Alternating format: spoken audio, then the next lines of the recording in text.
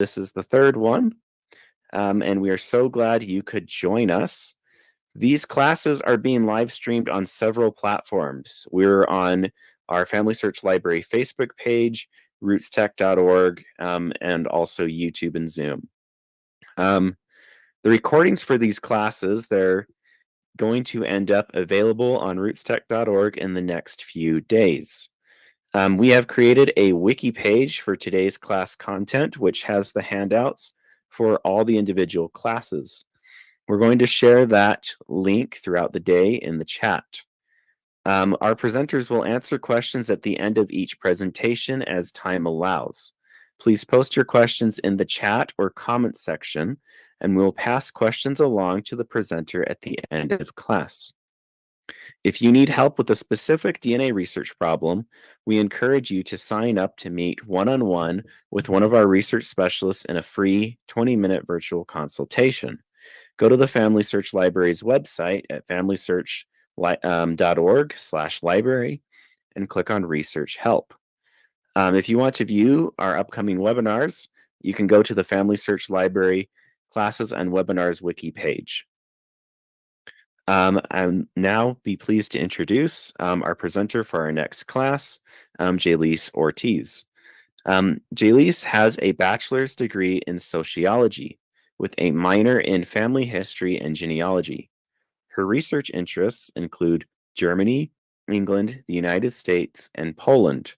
Jaylise has completed an internship at Auschwitz-Birkenau and is a current intern at the Family Search Library in Salt Lake City as a German research specialist. I'll now be pleased to turn the time over to Jaylise. Thank you, Tanner, for the introduction. Today, I'll be presenting on how to build quick trees. But before we begin, I would like to make a disclaimer. The individuals in this presentation have been privatized to protect their privacy and also their identity. Objectives. You will be able to understand what a quick tree is, learn how to build quick trees, learn tips and tricks to identify DNA matches with no trees, identify living individuals and more recent generations.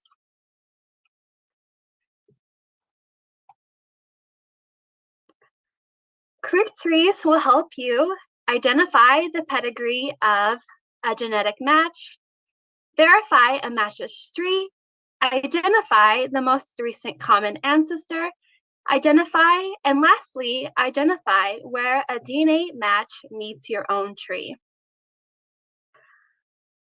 A quick tree occurs after clustering.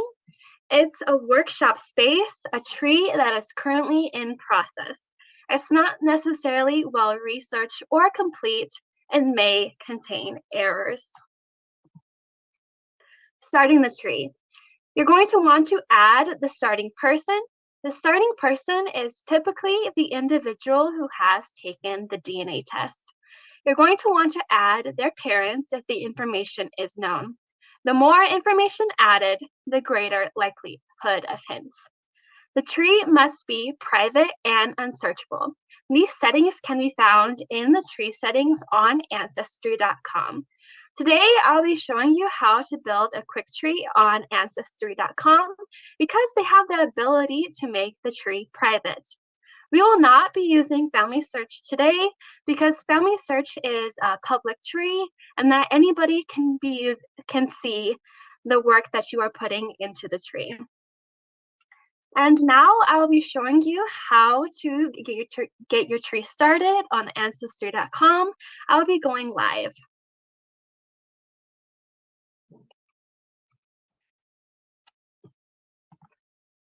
Here I am on the home page of Ancestry.com. I'm going to click Trees here, the second button from the left-hand side of the page, and I'm going to be selecting Create and Manage Trees. And then I'm going to be selecting Create a New Tree, this button here towards the bottom left-hand side of the page. And I'm going to be adding my starting person. And I am going to show you here starting tree that we are going to be working from today. This is a section of my DNA matches tree. The DNA test taker is the individual who is labeled as private. Today, we will call him John Thomas. But we'll be focusing on Albert Milton Thomas and his wife, Lily Mae Thurman.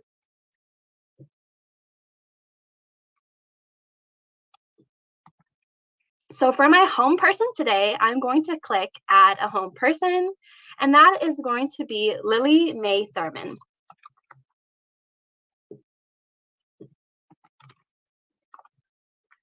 She is female, she's deceased, and her birth date, I'm pulling all of this information from my matches tree. She was born in 1883, and she was born in Utah.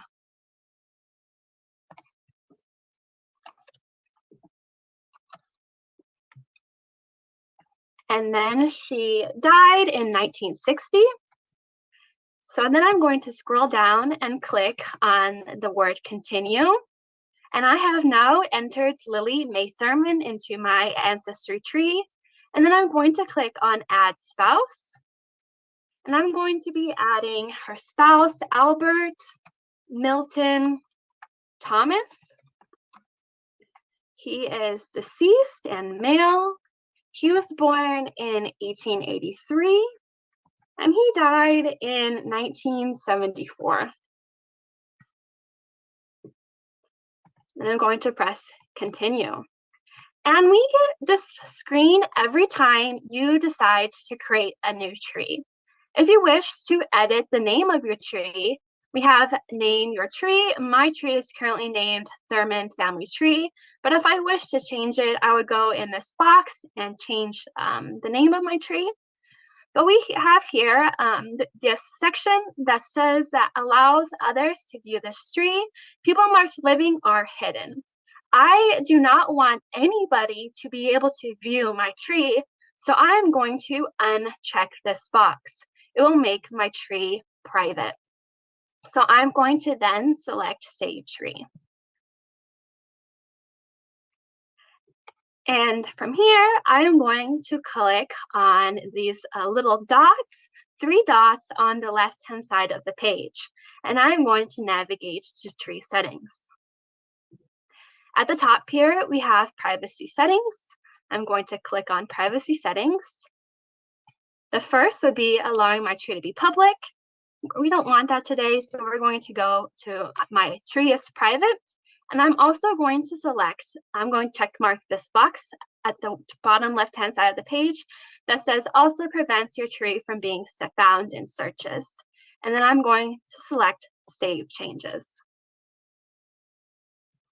One reason why we want to make our tree private is because DNA matters can be very tricky. We can identify family members that we didn't know. We can identify that who we thought was our father or from our mother, for example, was not our father or mother. And these situations can be very personal. So we do not want others to be able to, see our research because it can concern other individuals. But with that said, if you are comfortable and willing to share your findings, please connect that to your database and the tree that you use so others will be able to see your research. We're going to go back to our presentation now. And how do we get started doing this? We're going to use the matches tree as a starting point. We're going to verify each generation with at least 2 primary sources that verify the relationships. We're going to take advantage of the suggested hints, but we will not assume that the hints are correct. We're going to want to make sure that we correlate the hints with the research that we are doing. And lastly, we do not want to work only within the hints. Do not be limited by the hints. You are going to want to use other databases and general search engines to expand your search. You can refer to online trees for hints. These can be, for example, family search, ancestry, MyHeritage, etc. But you are going to want to make sure that you evaluate the sources in the trees. Do not add individuals solely because they come up as suggested. You're going to want to make sure that you verify the relationships of these suggested individuals before you add them. You're going to want to avoid adding pictures. It tags your account. And this means that your tree no longer becomes private and unsearchable. People will be able to find your account profile and send you messages, and they'll be able to see the name of your tree in which you saved the picture. I will be showing an example of what a picture looks like later today in a presentation here. So here, once again, is my DNA matches tree. I am going to go show you on Ancestry how I find two sources that will verify the relationship of Lily Mae Thurman to her husband, Albert Milton Thomas, and also work to identify who are Lily Mae Thurman's parents.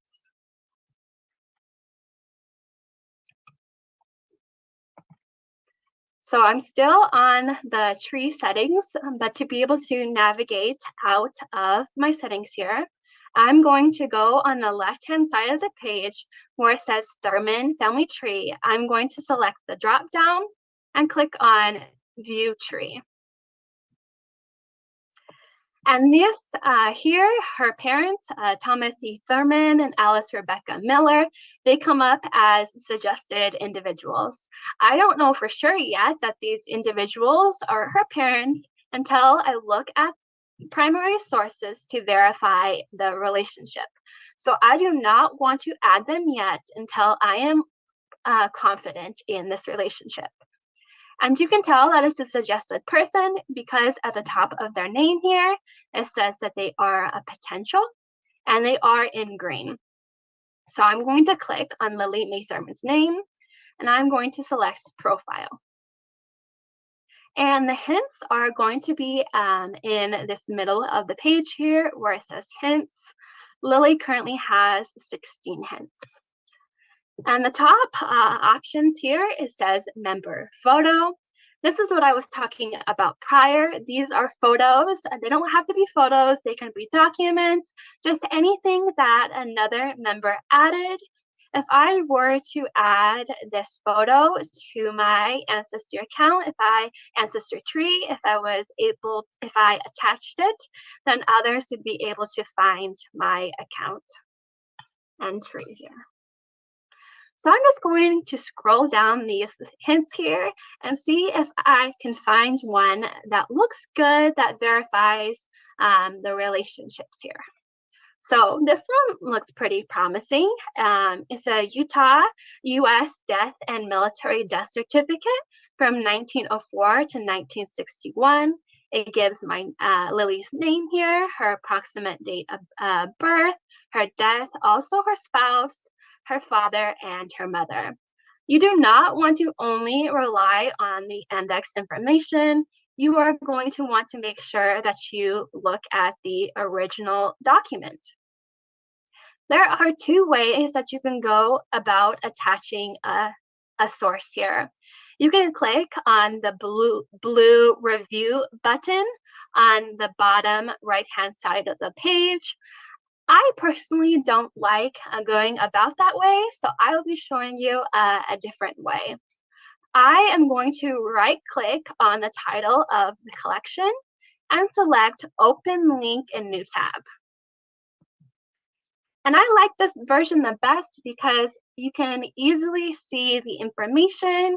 It's not on a small window of your computer, but it expands and is nice to view.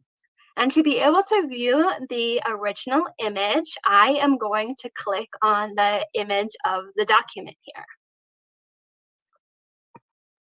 And it gives me a little bit more information than the index. This is another reason why we want to check the original source. The index did not provide Lily's mother's maiden name, but on the document here, her mother's maiden name is Miller. So that is some information that I am going to want to add to my tree. But why do I think this document is correct for my Lily Mae Thurman? Well, I know that she married an Albert Milton Thomas. The A stands for Milton. On the ancestry tree, it says that she was born in 1883 and that she died in 1960. And I know that she was living in Utah, specifically Provo. So this information matches with what was on the ancestry tree. So at the top right-hand side of the page, there is this button that says yes. This information, this source here does match my Lily Mae Thurman. So I'm going to select yes. On the ancestry, when you attach a hint, the information from the source is going to be on the left-hand side of the page, and the information in your tree is going to be on the right-hand side of the page. So I'm going to want to add any new information that I can add from that death certificate source. So on the left-hand side, we are able to click the check mark by each of the pieces of information and add it to your tree. So for example, I'm going to select this box here under birth for the place. I don't have her place of birth in my tree, and I'm going to want to add that. And her father, I don't have him in my tree, so I'm going to select add right next to his name. And I'm also going to want to add her mother, Alice Thurman. But the document said her maiden name was Miller. So on the right-hand side, right below her name, I'm going to select edit all fields. And I'm going to change her surname to Miller. And then I'm going to select close editing. And I'm also going to add the records to her husband. Anytime you attach the record to another individual, it will also show up on their page. So I'm going to select Save to Tree. And that source that I just added, under the facts section, we have a list of sources, and there is the source that I just added, so I can find it at any time. When you add a source to your ancestry tree, no one will be able to see the sources you have added except yourself. It's only when you add a picture that others will be able to see you attached it. So I'm going to go back to hints, and I'm going to see if I can find one more record that verifies Lily's relationship to her husband, but also her parents. Just going to see if there's anything that looks promising. There's quite a few hints for her, but the one that looks really good to me is this Utah U.S. Cemetery Inventory. And I will show you now what happens if we click on this blue button, Review. The information here pops up at the right-hand side of the screen. We have the name, gender, birth date, etc. And we can tell that it is only an index because there's no picture of a document here at the top right-hand side of the screen here. This information looks really good to me. It has her father's name, her mother's name, and also her spouse. So I am going to select yes. And the new piece of information that we get from this record is Lily's birth date. I am going to select the box here for next to her date of birth. And now that information is now transferred to my tree. And then I'm going to select next at the bottom right-hand side of the screen. And I also want to attach the records to her parents and her spouse. So I'm going to check mark that information here. And now I have found two sources that verify Lily's relationships to her husband and also her spouse. We will be back shortly to work on Thomas E. Thurman. And what do we do to identify recent generations and also living individuals? We are going to focus on newspapers and social media and public records due to primary privacy restrictions with vital sources and also censuses.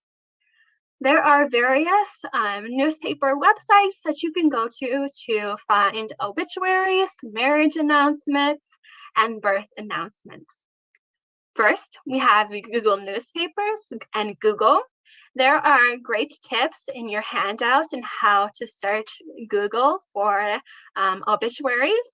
We have newspapers.com, Genealogy Bank, Newspaper Archive, and Googling the phrase, you're going to want to pick a city or county that you are working in, and the words newspaper archive. I'm going to show an example of this search here. I'm just going to go to a new tab. I am just going to Google Salt Lake City newspaper archive. And there are many results here about different newspaper archives that have to do with Salt Lake City. But this one looks really promising to me. It's from the University of Utah. They have the Utah Digital Newspapers Collection. And I'm going to, they have different filters here on the left-hand side of the screen, and you can also filter by paper.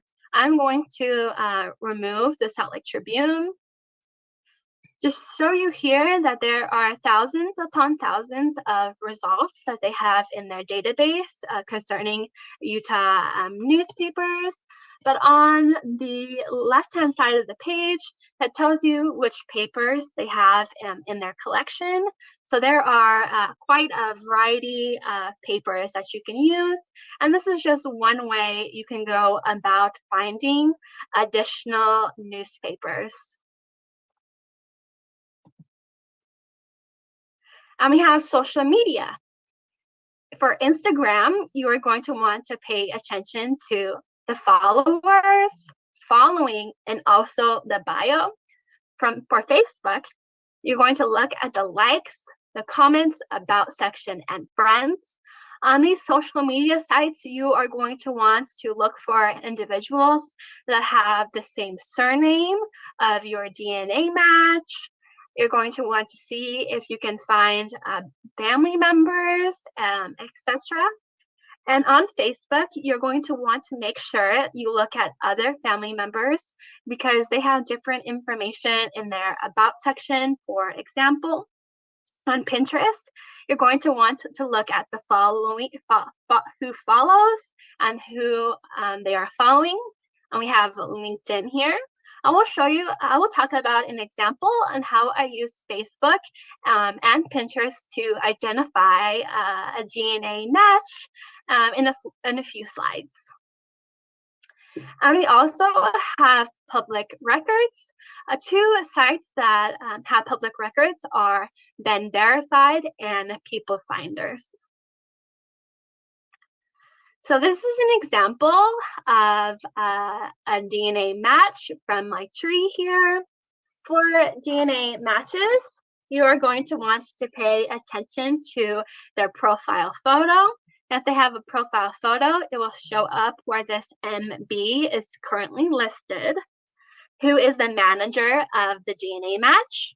Here it says the test is managed by ABCDEFG, and also the username and name of the DNA match. And I was able to successfully identify a DNA match by using this information, who managed the kit. So my Matthew Blackburn was a really important DNA match in my research. I knew that he was going to be very, very valuable for me in my search, but I could not identify who he was because he had no tree on his account. So I decided to Google this managed by information. And I came up to a Pinterest that had the same username as who had managed this DNA kit. So I thought to myself that this individual's Pinterest is very likely who also manages the DNA test. So I was able to look at who my individual on Pinterest was following and who their followers were. And I was able to take their names into Facebook and compare the profile picture that they had on Pinterest to their Facebook to confirm that it was the same individual. And all of these individuals had a common locality. So I knew that the person that managed my DNA test and also the individual who took the DNA test had to have some sort of link to this community. But I was unsure exactly how they were connected at this point. And I went back to the individual's Facebook page and I looked at their profile photo. And their profile photo had the words, praying for Susan. So I decided to go to Google and Google praying for Susan in this locality that I had found. And I ended up finding a Facebook page, and I was able to see who was following the Facebook page. And I typed in the individual's name who managed the DNA kit into this list of who was following, and I was able to identify the individual. And I ended up learning that it was the manager of the DNA test was the child of my Matthew Blackburn. And I was able to identify and extend his tree using some of my tricks and tips about using Facebook and Pinterest. And you can also get some tips from the account profile. We have the location of the individual. That can be very helpful for a Facebook search, along with their name and their age. And here, not all, but some people have a profile photo. So we can also find them in Facebook. And on the bottom of this page, some individuals have added surnames of interest and also areas of interest. So you can also use that information to be able to identify who has taken the DNA test.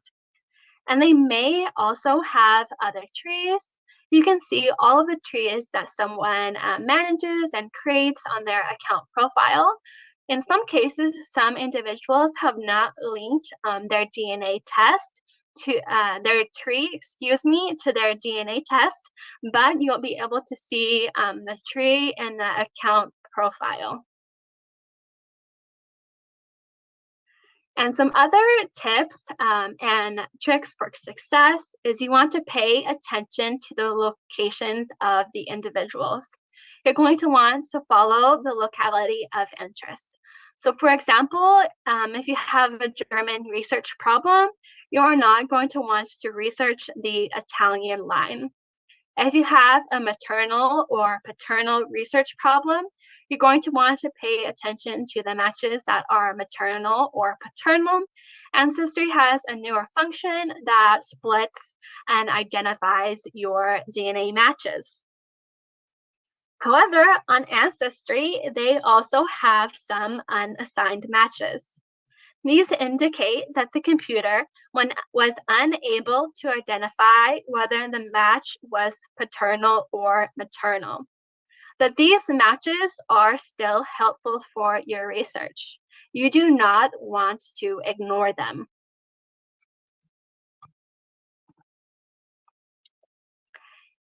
This is the example of my DNA matches tree. We're going to go back live to Ancestry and further extend Lily Mae Thurman's line to work on her father and identifying more records and verifying his relationships as another example.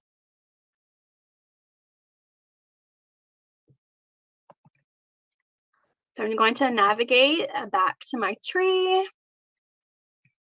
And I'm going to refresh my page so it will pull up all of the new information that I have added. And then I'm going to click on Thomas E. Thurman. I'm going to click on his hints here. It tells me that there are currently no hints. Sometimes they take a while to add, but we're going to go back to the daughter here and see if we can add one more source that adds information to her father, perhaps a census record. So it will give us a few more hints for her for the father.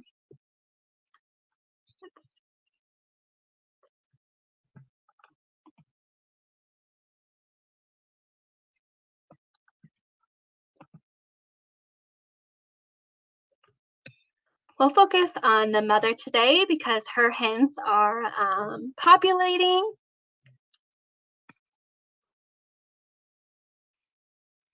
And we're just looking for a source here and that verifies the relationship to her husband, but also her parents. So this is a really good one, that Utah U.S. Cemetery Inventory that we were looking at earlier. So I'm just going to, once again, attach this source because it gives me her birth date, her date of death, burial date, and also her parents' names, and it verifies the information that we already know, her spouse, and the locations match her daughter. We know that this family was living in Provo, Utah. So I'm going to select yes, this information matches what I know. I'm going to scroll down. I'm going to add the father by using our check marks again, and I'm going to add the mother, Alice. I'm also going to attach the records to Thomas, her husband, so I'm going to add the check mark there, and I'm going to click Save to your tree.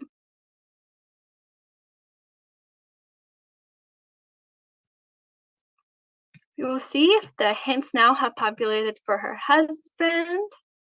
There's one to add his date of birth, just so I can get the hint to populate that I want to show you today. He was born in England. I know this information because I did it earlier, but for example, you would want to find that out. And there you go, his hints now have populated.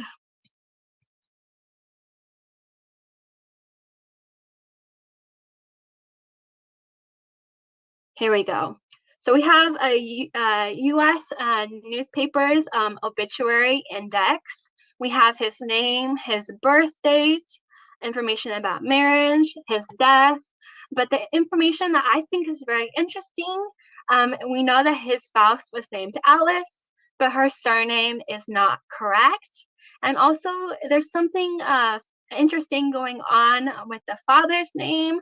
So I want to go see if I can find the original to see if the index is wrong there.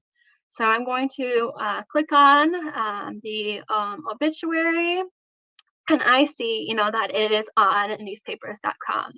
Sadly, I do not have the subscription to newspapers.com, but there are other ways you can go about looking up this newspaper. So for example, I showed the Utah digital newspapers earlier in our webinar today. So I'm going to see here if that obituary I am looking for happens to be here. So I'm going to use the information from this index to see if I can also find it on the other website here. So here it tells me that the obituary was published on the 4th of May, 1932. So that's the date I'm going to want to pay attention to. I'm also going to type in his name in the search engine exactly how it is listed here in the index.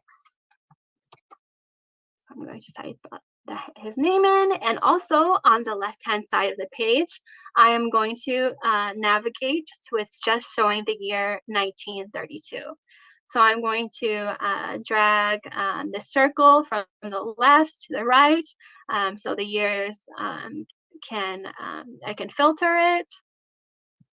And I'm going to drag the circle to the right, to the left. So I'm just left with 1932. And then I'm going to select update. And I have 25 newspapers that I can look at here. So I'm going to go look to see if I can find one that matches my date from the index. Here we go. We have May 4th, 1932. I'm going to click on the words Salt Lake Tribune.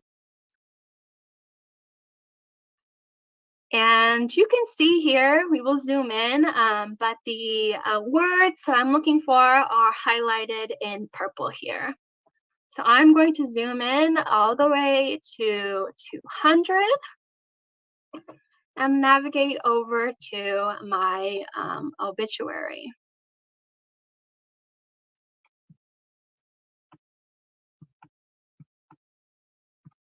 Here we go. It is a little fuzzy today, so I will just read it. But we have Thomas Edward Thurman. He was a resident in Provo. He was born in Birmingham, England. So it provides us a little bit more information than the index. He was born on the 25th of July, 1850. He came to Utah with his mother, Miss Esther Yardley Thurman Milner, in 1852. So this provides the name of his mother. We can use this as one of our sources. He married Alice R. Miller. So the index was wrong once again. So this is why we always want to look at the original source. And also tells us that information about his daughters and his son-in-law, etc. So quite a lot of information is in this obituary. So I'm going to use this as a source for his mother. So I'm going to go back to my tree. And I am going to go back to facts so I can add the parents. And it tells me that there is a potential person, Esther Elizabeth Yardley. But there are 7 photos attached. So I can add this person. I would just want to go in and delete all of the photos. So we will actually show you how to do that today. So I'm going to click yes, I do want to add this person to my tree because the name matches along with the localities here. If I were to click on her, it tells us that she was born in England and died in Provo, Utah, which matches the information that we got from her son's obituary. I am in the gallery section and it tells me about my different photos. I'm going to click on one of the photos and it tells me that 66 people have saved the photo. So you can, hover and click on their name here and you would get their information. But I don't want to be attached to this photo, so I'm going to select delete media. And yes, I would like to delete, so I'm going to select delete. And now that information is no longer in my gallery. So I'm going to go back to the facts, and we're going to see if we can find one more source that verifies Esther's relationship to her son Thomas, but also see if we can find a source that verifies the name of his father. So here, this is a great example of a helpful document that another Ancestry user has uploaded. I am not going to want to save this document to my tree, but I still can look at it for hints, and it will be attached to my hint section as long as I don't press ignore. The ignore button on towards the bottom right hand side of the page. If I don't press ignore, the hint will still stay, so I'll be able to go back and look at it in the future. So I'm going to click on the photo here, and I'm going to click on view on the right hand side of the page, so I can view the image here. It gives me some great information, and it correlates some of the information I have already found. I know that his wife is Alice Miller Thurman. That's great. It is another source that verifies his date of birth. We know that he was a farmer. He was born in England. But this time we get the name of his father, Thomas Edward Thurman. He was born in England, and his mother was Esther Elizabeth Yardley. This matches, his mother's name matches the information we have in the census, not in the census, excuse me, in the obituary. So now I feel confident to be able to add the name Thomas Edward Thurman to my ancestry tree here. So I'm going to go back up to the top. I'm going to select facts again, the second button to the left. That's where I am able to add new individuals. And I also verified that this potential person is likely person I was looking for based on the names. So I'm going to come to the side and evaluate the information. The obituary told us that his son, Thomas Thurman, only immigrated with his wife, Esther Elizabeth Yardley, in 1852. So it's very possible that he did die in 1851 and was unable to come to the United States. So I feel confident that this individual is indeed, in fact, my person. So I am going to say yes. I do believe that this is his father. And also the residences match.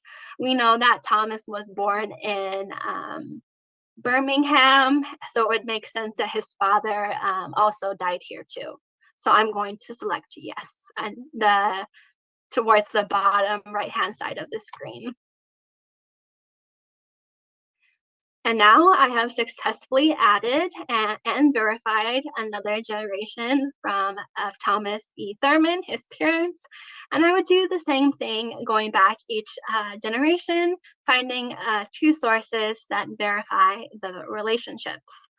And this is the pattern that I would follow anytime I build a quick tree, no matter the locality of my individual. So now is the end of the presentation and the time for questions.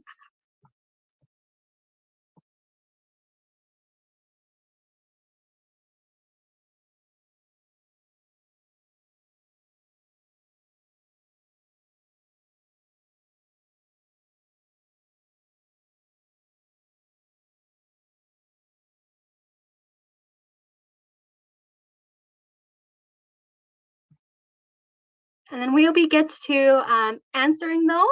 Tanner? Oh, I'm so sorry. I was I was muted. Whoops. Okay. Kathy says, I have one tree in Ancestry that has both sides of my family. Can I copy and paste from the existing tree, or do I need to retype everything?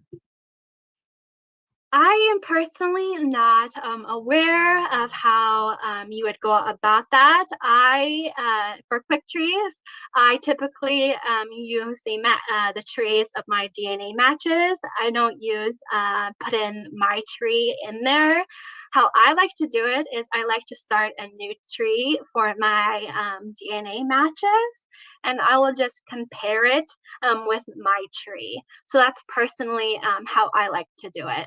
But you should be able to look at some ancestry help articles, and they will be able to provide that information for you. Awesome. You can also use like GEDCOM files and Roots Magic and things like that to help kind of manipulate the tree and copy and paste things faster. Um, Aura says, can you use matches from other companies other than Ancestry to create an unsearchable tree? Yes, for sure. If you have uploaded to multiple companies, you can, see which tree, for example, they have created in MyHeritage, and you can use that tree, as a starting point, and transfer the information to your private and unsearchable tree on Ancestry, and you would be able to do the same process. It doesn't matter where the DNA match comes from. You are able to upload and add the information to your ancestry tree just the same. Awesome. Okay, so Cindy says, on the hint for Lily, why didn't you add the death date to her record? I must have skipped adding the death date, but yes, you are wanting to go ahead and add that death date. Awesome. Um, so for your DNA match with Lily and Thomas, how do you know that the most recent common ancestor is on the match's paternal line? Could the connection be on his maternal line for which he gives no information? So in this case, I blocked out the maternal line, so my DNA match would not be able to be easily identified. But on your ancestry DNA results, I can't share those today because I can't share it live. They would no longer be public. But I actually do have an example of that. So let me go back into my presentation today. So right here, this is my match to Matthew Blackburn, for example, and it tells me that Matthew Blackburn is on my paternal side. So I would know that this individual has to match on my paternal side. So I would be looking to see, familiar surnames. Those would be the ones that I would end up researching on his family tree. But in the Lily May Thurman example, I know exactly how I am related to her. I am actually related to Lily May Thurman through her parents. So they're common names to me. So that's how. But Yeah. Um, awesome. So there's a lot of questions about privacy in trees. Basically, the gist of what people are asking is if they go into Ancestry and they make their tree private and unsearchable, mhm. and yet they have pictures in that tree, are people still going to be able to use those pictures, like make those pictures come up in searches and get into the tree anyways? They're wondering, like, do they need to delete the pictures out of their tree if they truly don't want anyone viewing their tree? Yeah, if you truly want your tree to be private and unsearchable, you're going to want to delete those images like I did today, the example that I showed you. Um, but the only things that they can see if you do add a picture is your username, the name of your tree, and then they also have the ability to contact you. So they won't be able to see the tree itself, but those three pieces of information, your username, the name of your tree, and then they will also have the ability to contact you. Awesome. Thank you for clarifying that for people. Yeah, so don't worry, you're not people aren't going to see the name like the name of your living daughter or something like that. Yeah, living people will always be private, no matter if your tree is public or private. Um, let's see. I think we've got all the questions just from that. If anyone else has any questions, go ahead and put them in now. Um, there is, if you share your tree, like if you choose to send an invitation to one specific person, you can check a little box to let them see living people, but otherwise they won't. And also something that a lot of people are not aware of when they make a tree. Ancestry is very concerned about privacy, and so a lot of times what people will do is they will build their tree, but then they will not put the death dates of their ancestors in the tree just because for whatever reason. What they don't realize is because they didn't put the death date in, Ancestry will assume that person is living, and so you can see them, but anyone else who tries and looks at your tree, it's just going to say private. So make sure you add death dates if you do want people to see your deceased relatives. Mhm. Um, let's see. Oh, yeah. Somebody just asked a question, which I think basically goes along with what I just said. Can you explain how people are private 3 to 5 generations out? Is it because you did not give a death date? Yes, you still mark them as living so that they would be private still. Yeah. Richard says, how does she migrate the tree into her main tree? What is the easiest way? So when you have, verified and found, the connection that you were looking for, can go ahead and add that information to your database. It could be you uploading it for, like Tanner said, as a GEDCOM file. There's different ways each company allows, shifting from one platform to another. So you'd want to look up the instructions, kind of what the policy is. For example, on Ancestry to adding the family search, how you would do that. But typically, I just type it in. I know it's not the fastest way, but it is an easy way for me to go about it. Awesome. Um, Annie says, with DNA matches, are you adding them to your tree or are you starting a new tree for matches? Yeah, so all of my DNA matches are going to be in a specific tree just for my DNA matches, with it being private and unsearchable. My normal everyday tree is not is public, so others will be able to see the information that I have found. But because it is DNA, I want to make sure all my matches are, private and unsearchable, so they have their own tree. But once you have, found the connection and you would like to add the information to your tree, it helps other users and other relatives of yours, then you can add that connection to your own tree once you have found the answer. Awesome. Yeah, that's very good advice. Usually when I'm just experimenting and I'm trying to figure out like who someone's parents are, like an adoptee, I don't want people to see that tree while I'm experimenting in case I'm wrong. I don't want to mislead them. So very good advice. Um, Shelly says, do you have any tricks for building descendancy trees? Um, when trying to figure out the common ancestor to say like a third cousin. So I typically put all of my DNA matches in one tree. I will show you how to do that. I don't know if this is exactly going to be an answer to your question, but we have the Thurman family tree. I'm going to go to view tree, and I'm going to click add relative.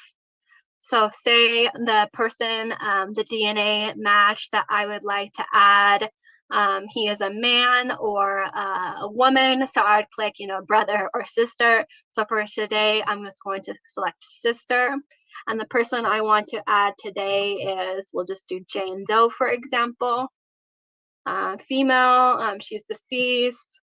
I'm just going to select unknown mother or unknown father because it is easier. And then I'm going to select save. And now I have this individual, and I'm going to click on her page.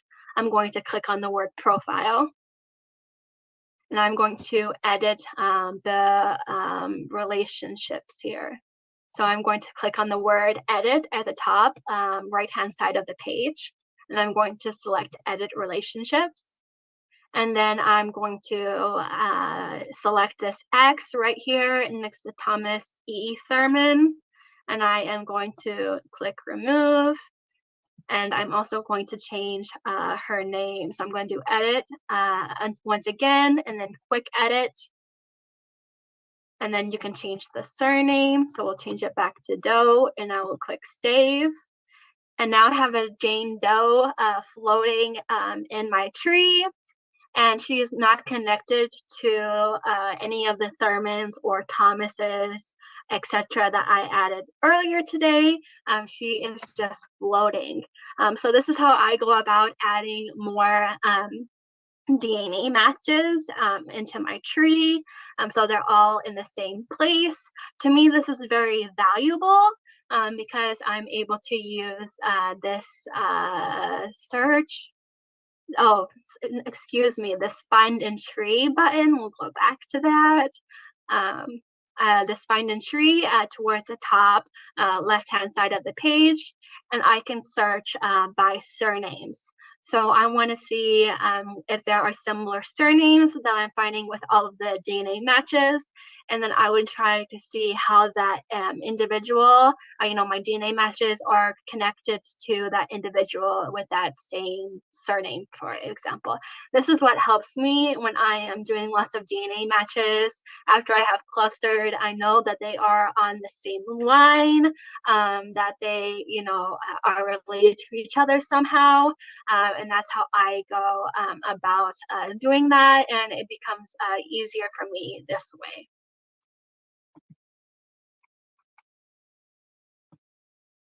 Awesome. Anne asks, how do you make the different trees? So that would be exactly what we did earlier in the presentation. So you would want to go to trees, and you would want to go create and manage trees. And then you can select create a new tree again at the bottom left-hand side of the page. And you would follow the exact same process that we did for the Thurman family tree, and you could create multiple trees. So let's say you're working on adoptees DNA, and you had finished that project, and you were working on a new adoptees DNA. So you would want to go and create a new tree. Awesome. For the people who are asking, we did a little experiment in the chat where what I did is I took my own tree, which is normally public, and I switched it to private and made it unsearchable. And then I just threw the link to it in the chat and the link to a couple pictures. And so for the first people who were clicking on it, it said it was totally private. But then I just switched it back to public because I didn't want to forget. And so if you're clicking on it now, you're getting into the tree. But even still, you're not going to see living people. So just so you know. But that was all of the questions in Zoom. We do have one on Facebook. Victoria says, How should you name someone in your tree if they are born without a surname on their birth certificate, but then use another surname later on in life? Um, for example, because the adoption or the DNA found the father is actually different. So, that's a complicated question to a degree. But if the individual, is deceased and you have found out this information, then you could add their biological surname in their name field. And there's also a few different ways you could go about that. So on different companies, so for example, Family Search, they have an alternate name field. So you would be able to add the alternate names, like the biological name and also the name they went by. Maybe they were adopted, for example. You could add that in alternative names, and you would be able to distinguish between those two names. But for example, on Ancestry, I'm just going back to my profile. I'm going to select Add, and there's different events here. So let's see if there's one about names. Yes, there's a name here. So you could add, alternative names also in Ancestry. So it's just up to you how you would decide to add those different surnames. Awesome. Yeah, yeah, it can be, personal preference or just different on the scenario and stuff. Um, Bev on YouTube asks, would you use the same tree for shared matches, or would you start a new tree for each new DNA match? I use the same tree for every DNA match in that project that I'm working on. And that would be how I showed that earlier in my Jane Doe example. That's how I would go about adding other individuals to the same tree. Awesome. Um, Gerald on Facebook says, I have a handwritten tree for my aunt. I would like to put it where someone might try to prove it. Where would you recommend putting it?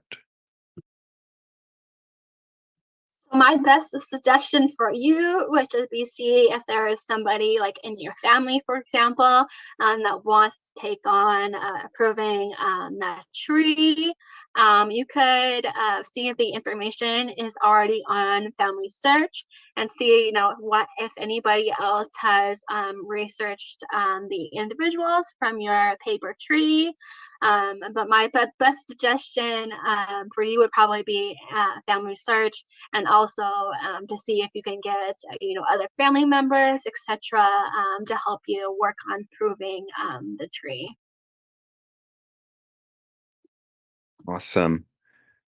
Um, Helen just made a comment on Zoom that I want to read out. She says, as someone who has adopted family members, we keep completely separate birth trees and family trees online. So, in other words, what she's saying is she keeps her genetic tree and her legal tree separate. And I highly recommend doing that. Um, I know that like adoptees often want to connect more with with their legal families, but please, like on Ancestry or MyHeritage, if you're going to link a tree to your DNA, link the genetic tree. Otherwise, your other relatives, when they look at your tree and try and figure out who the genetic common ancestor is between you and them, they're going to be totally confused because yeah, if you don't put the genetic tree on there, and they might think, oh, is there a non-paternal event in this person's tree that they don't know about, or is there one in my tree? And yeah, so just link the genetic tree to your DNA, and then still use the legal tree for any research you're interested in on that side. So thank you for that comment. Um, Okay. Fancy Free 20 on YouTube says, you mentioned that ancestry splits matches into maternal or paternal. I have known matches that I know for sure are paternal that come up as maternal. How accurate is that assessment tool and how much should we trust it? So there is a variety of ways why you could be having that split. Maybe you identified your paternal match. You identified the wrong set of matches for your maternal or your paternal. So that's something that you're definitely going to want to look at. But also, if you have ancestors that are related to you on both sides of your family, let's say maternal and paternal, it will come up as both.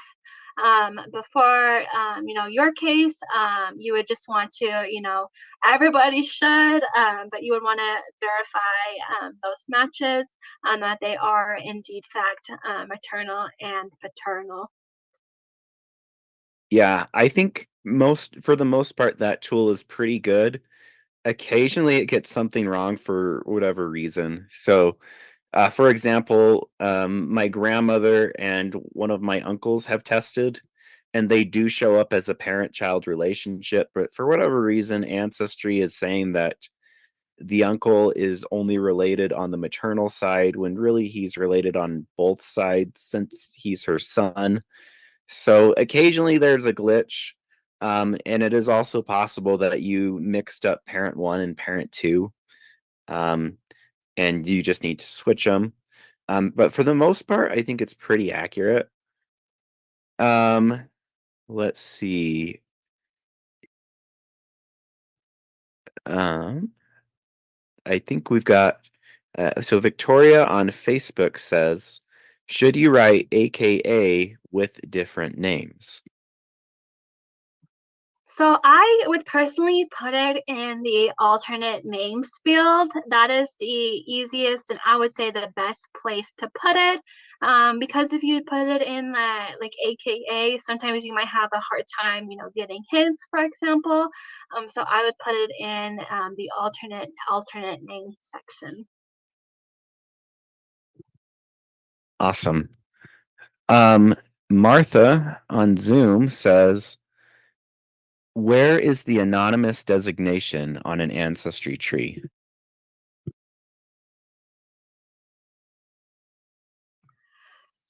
So perhaps I'm not quite sure.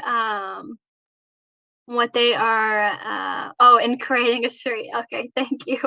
So it'd be in the tree settings. So I would go back to tree, create and manage trees, and it would be I'm going to click on the tree and I'm going to navigate back to the tree settings, clicking on these three dots on the left hand side of the page, and I'm going to go back to tree settings, and it's all under privacy settings. So the first, is public tree, if you want your tree to be public. And then it would be about privacy. We would select private tree and also prevent your tree from being found in searches. Is what you want to do to make it private and unsearchable. Awesome. Thank you. We're running out of time for questions. We need to give time for the next presenter and to, start and stop the stream on StreamYard. Um, so really quickly, the last couple questions that we'll take. Um, Sharon says, I created a test tree for my cousin. How can I link his DNA to that tree in ancestry.com? So what you need to do is you need to go into his account, or you can do it from your own account if you're managing or collaborating on his tree. And when you click on view DNA matches, right at the top, there should be a button that says link to tree. And you're going to click that and then pick the tree you want and link him. Um, let's see. Kathy says, will Ancestry find hints based on the AKA name? I personally have never added like AKA name like in the title, but on Family Search, if I put it in the alternate names field, it will search those names for hints. So I think something similar would be done on Ancestry. Yeah. Um, okay, Kathy on Facebook asked, is parent one always the father? The answer is no. Sometimes it's father or mother. You really need to look at who the matches are on each parent to make the assignment. I think it might be that parent one is the one that has more matches, but I don't know how they always pick which one's parent one and parent two. But yeah, the answer to your question is no. So that might be why you had matches that you knew were on your paternal side, but were being displayed as maternal and vice versa. Um, okay, so last question. Bev says, my mother was adopted, but I can't see anything indicating that on Family Search Family Tree. Yes, you can actually change the setting. So you'd go to that parent-child relationship in Family Search, and you would switch it from biological to adopted. There should be a little paper and pencil option right, next to the relationship. When you scroll down and see where it shows you and your parents and your kids, and you're just going to switch it there. Um, Okay, so someone asked, is there a way to copy the chat log? We have not disabled that, but we do know that even though, for whatever reason, about 50% of our guests in Zoom can't save the chat anyways.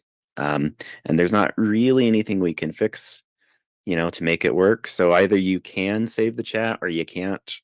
Um, but yeah, so we're going to go ahead and end now and give time for the next presentation to get set up. So yeah, so at 12:30, just in 3 minutes, we've got heaps of clues, navigating DNA to uncover your mystery match, and that will be presented by Savannah Larson. So stick around.